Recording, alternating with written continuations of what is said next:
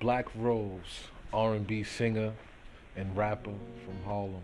The symbol. Um, yeah, I've been making music my entire life. Well, started writing rhymes when I was just at 6 years old. I was in elementary school. My family owns a church, so we were kind of musically inclined, since we were children. It just so happened that I took to the singing due to being in school, trying to impress a girl. You know, uh, Boys to Men had just released their album, and in high school, in junior high school, um, it was a girl that I was interested in, and I just I wanted to impress her.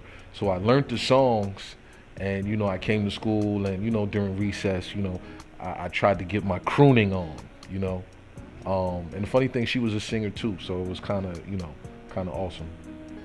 My father was a singer, my mother was a singer, grandma was a singer, But I had a project for school in elementary school where the teacher asked us to do something creative about some project that we gave.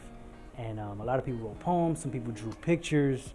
And I was with my uncle and with my pops, and they were like, yo, write a rhyme. So anyway, I did it, went to school, performed it. The teacher took me from class to class, just kind of like performing in front of people.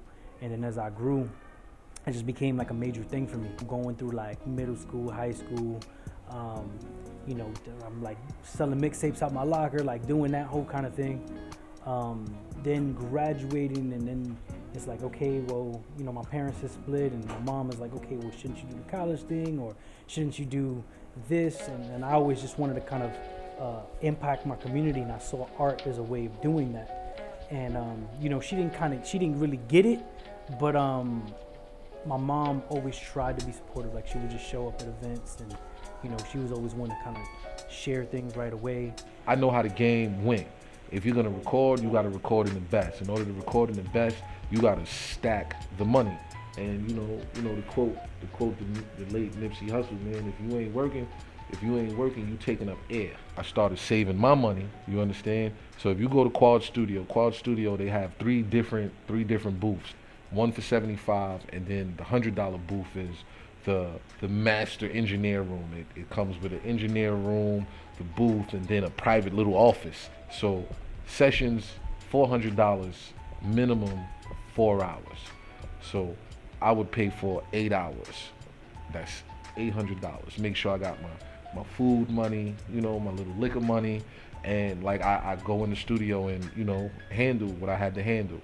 I think we live in a time in day and age where there's just everybody has access, right? So because of technology, because of social media, because of all those things, you can make anything, videos, music, whatever, have a whole business out of your bedroom.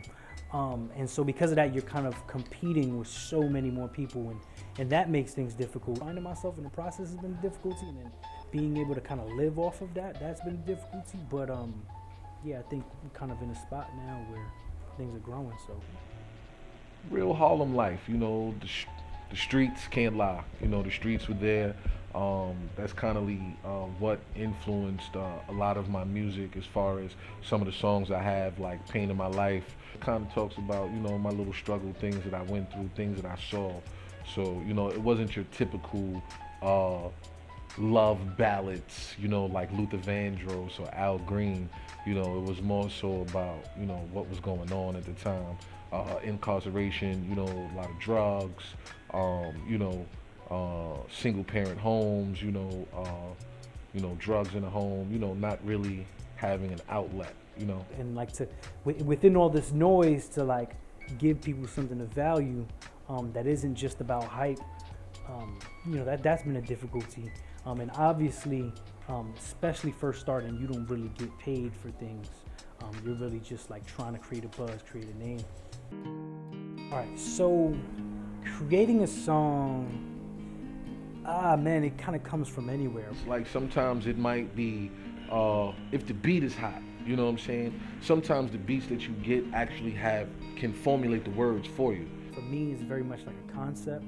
So I'm watching a movie, I'm having a conversation with a friend, and there's one line, there's one phrase, there's one word will just kind of like stick out to me, like kind of like you know, if I was to think about it like an animation was drawn, like you would see just like my brain kind of gets distracted from what's going around in the room.